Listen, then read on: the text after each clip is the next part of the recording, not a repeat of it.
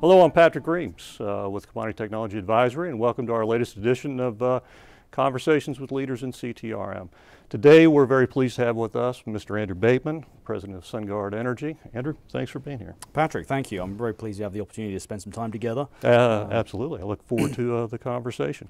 Let's start off by kind of having you tell us about SunGard and the Aligned product family. I think there's quite a few in the market that haven't touched base with SunGard lately, so it may be helpful to have kind of an overview of your products, markets, geographies. Of course, you know, SunGard is one of the world's leading software and technology solutions providers. Mm-hmm. You know, we have a wide breadth of solutions, so we cover you know, energy and commodities markets, obviously from the business I look after, but also we cover a number of other areas in the financial services space and the corporate liquidity space as well. So a broad area. From a energy perspective, the Aligned product suite, for those that know us, you know, has been around now for several years. You know, evolution of some platforms that we'd had from the late 90s. Through development over the last several years, and we cover really a broad array of trading and risk management capabilities, as well as you know, physical depth, particularly in power and gas. Mm-hmm. SunGard's a bit of a different animal. If we look at the landscape of your peers and competitors, SunGard's a much larger, broader organization. What advantages does that breadth of capability bring to your clients in particular? Yeah, sure. I mean, from if you know, the 500 or so you know, energy customers that we have using SunGard solutions, you know, about 40% of those actually have more than one product or solution from SunGard. Mm-hmm. So we have a large number of, say, Aligned customers that also use maybe our treasury and cash management solutions or receivables management solutions. Mm-hmm. You know, we have on the financial services side, you know, customers that maybe are using our surveillance technology, mm-hmm, or some of the trading technology that we have in addition to maybe the ETRM platform. Sure, sure.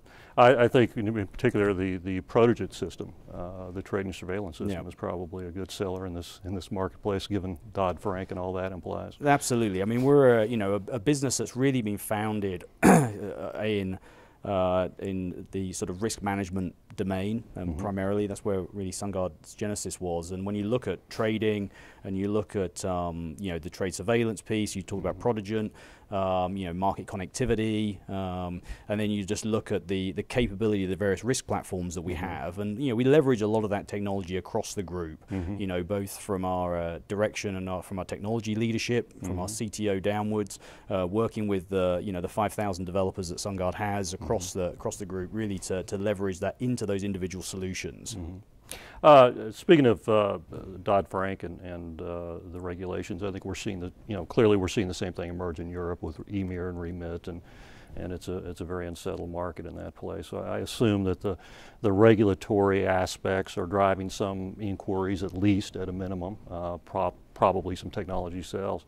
What else is the market looking for in terms of capability or functionality as they speak to SunGard about your products? I mean, specifically when we talk about the energy sector, I mean, I think what we're seeing is, from a North American perspective, you know, this aging infrastructure, mm-hmm, we're seeing more investment in new technologies, replacement technologies.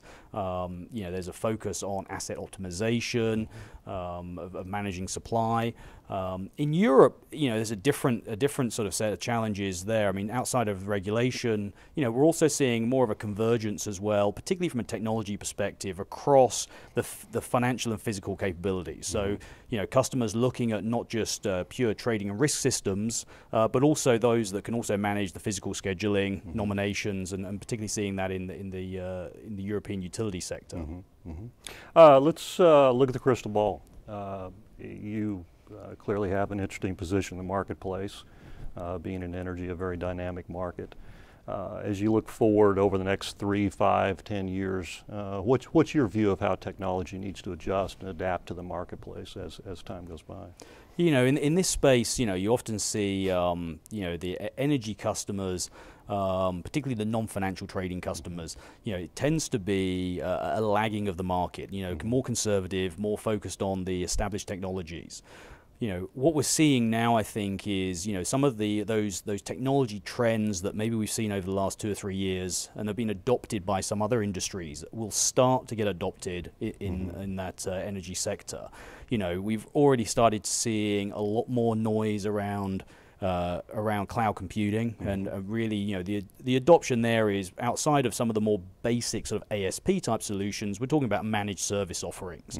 So we're talking about, you know, not just hosting a customer and providing a physical data center, which is sort of I guess the most basic element of that managed service offering, but taking that and looking at the service levels that you can provide a customer, looking at the run and maintain of that solution, and actually taking away the challenges a customer has of being able to run a system, taking that in-house and just allowing them to be the users and consumers of that system.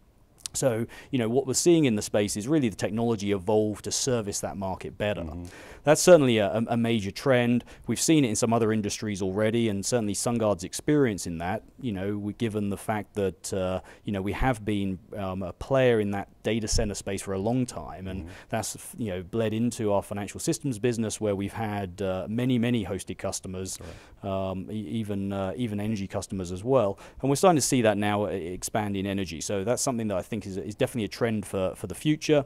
I think there's also trends that we'll start to see. You know, if you look 5 and 10 years out, we're starting to see, you know, a change in the users of the software. So, you know, as the workforce ages, as we all do, and we start looking at technology trends, and we start looking at, you know, social media for managing customer relationships, we start looking at, you know, mobile technology and how that interfaces, people's expectations of how they interact with the software as well will change. And we'll start to see that. So over the next, you know, 5 to 10 years, we certainly see that evolution, and it's something you have to plan for now and start to work on. It's something that we're beginning to sort of lead a charge on that as well. So that's certainly another element. And I guess really the third element then is really around sort of, you know, you hear the story big data, but the reality is that, you know, as technology advances, it gives us the opportunity to take, you know, more data into the organization and be able to crunch and process that data. We're starting to see customers now looking at more predictive type of technologies. So, you know, how do you actually utilize that data for a good purpose? And that exists both in, you know, management of physical assets. Certainly we're seeing it in some of the forecasting data that maybe comes into a trading system. We're also seeing it in other areas. For instance, you know, customers that are recent customers of SunGard that are starting to look at predictive analytics around credit. So, you know, looking at what customer potential default risks are, and actually building algorithms around that. And we have, you know, again, uniquely positioned just with some of the technology that we have to provide that sort of additional service as well.